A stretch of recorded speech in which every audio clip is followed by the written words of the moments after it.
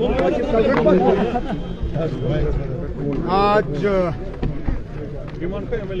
चलो जी आगे आइए ना एमएलए साहब, आइए ना।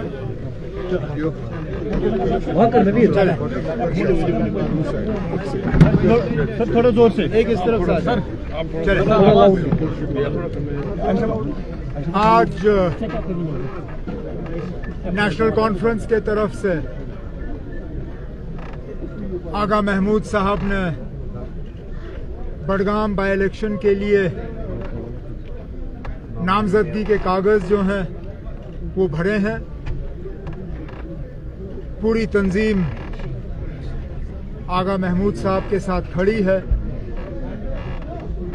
आज से ही हम अपना पैगाम और अपने वोटर का अपील जो है बडगाम के लोगों के सामने रखेंगे और उम्मीद करेंगे कि जिस दिन नतीजे निकलेंगे तो आगा महमूद साहब भारी अक्सरियत से यहाँ से कामयाब होकर बडगाम के लोगों की नुमाइंदगी जम्मू कश्मीर के असेंबली में करेंगे। जनाब फारूक अब्दुल्ला साहब ने इनके नामजदगी के कागज पे दस्तखत किए, लेकिन फैसला अकेला फारूक साहब का नहीं था। फारूक साहब ने अपने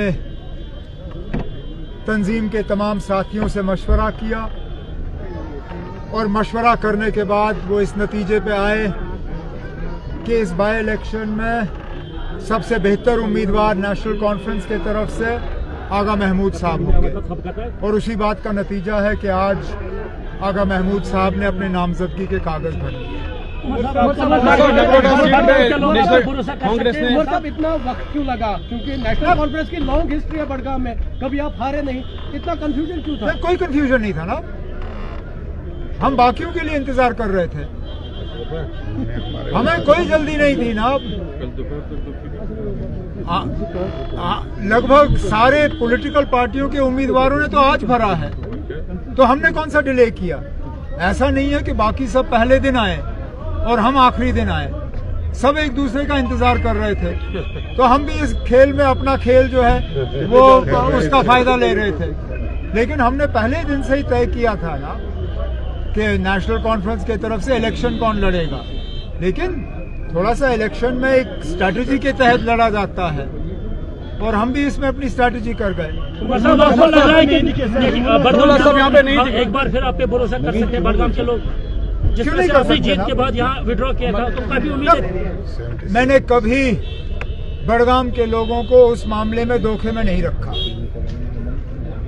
मुझे मजबूर किया गया था उस वक्त 2 सीटों से लड़ने के लिए, हालांकि मैं चाहता नहीं था। अब चलिए छोड़िए, लेकिन सीट छोड़ने के बाद इलाका नहीं छोड़ा गया, बडगाम की तरक्की को हमने छोड़ा नहीं।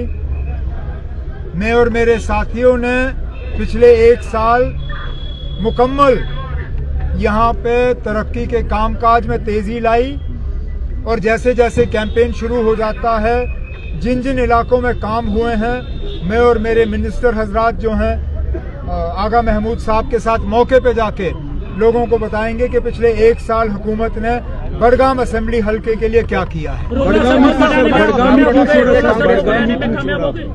बडगाम में आप भारी अक्सरियत से जीते, आप बडगाम ही क्यों? मैं दोनों जगह से भारी अक्सरियत से जीता। अब एक ना एक तो मुझे छोड़ना ही था। बडगाम छोड़ने का खास वजह छोड़िए ना, वो 1 साल पहले की बात है। आज आप आगा महमूद साहब की बात करिए। आगा महमूद साहब ने पहले ही इस सवाल का आपको जवाब दिया और मुझे नहीं लगता है कि आगा महमूद के अल्फाजों से बेहतर मैं कोई बात कर सकता हूँ। आगा महमूद साहब ने कहा कि आगा रूहुल्ला उनके लिए भी बेटे की तरह है और वो पूरी उम्मीद कर रहे हैं कि इसमें उनको आगा रूहुल्ला की मदद जो है वो हासिल होगी। अब इससे ज्यादा मुझे कहने की क्या जरूरत है। चलिए मतलब कांग्रेस ने लीड किया नगरोटा सीट पे, इस पर क्या कहना चाहते हैं आप?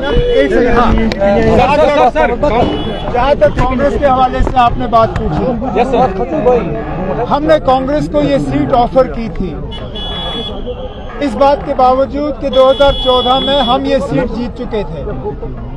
कांग्रेस ने नगरोटा में अपना उम्मीदवार खड़ा करने से इनकार किया। अब कोई बात नहीं, 2014 में भी उम्मीदवार हमारा था, पिछले साल भी उम्मीदवार हमारा था।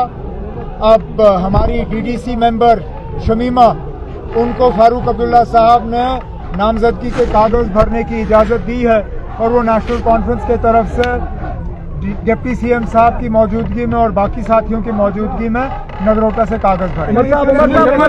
ओके सर, उमर साहब, thank you sir, thank you Umar sir.